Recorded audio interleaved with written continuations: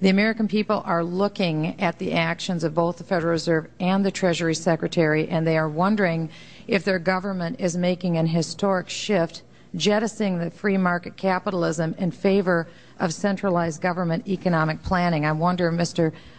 Secretary, if you would comment on that.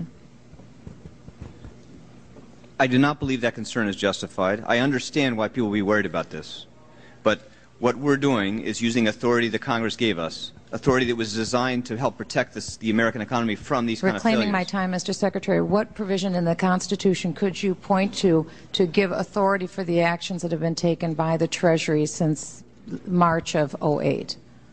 Oh, well, the Congress legislated in the Emergency Economic Stabilization Act a range of very important new authorities. Sir, in the Constitution, what in the Constitution could you point to give authority to the Treasury for the extraordinary actions that have been taken? Every action that the Treasury and the Fed and the FDIC is been using authority granted by this body, the Congress.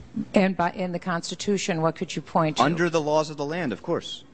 And if I could move to the Federal Reserve Chair, if you could point to what provision in the Constitution would give authority to the Federal Reserve. This has been over $10 trillion that we're talking about. I don't know where $10 trillion comes from. The Congress has the right to authorize funds, which is what they did in the TARP program. And they have given us, in the 1930s, they gave the Federal Reserve the power for emergency lending as a means of addressing financial crises, which is what we've done. And to the Federal Reserve Chair, do you believe there are any limits on the authority that the Federal Reserve has taken since last March of '08? The loans we make have to be fully secured and collateralized. We have practical limits in terms of our ability to manage monetary policy, so there are obviously limits.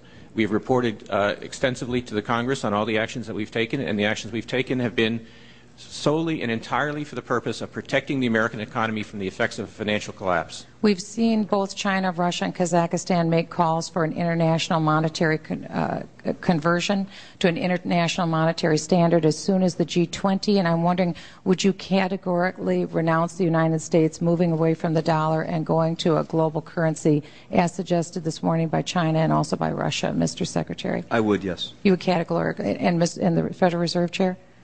I would also.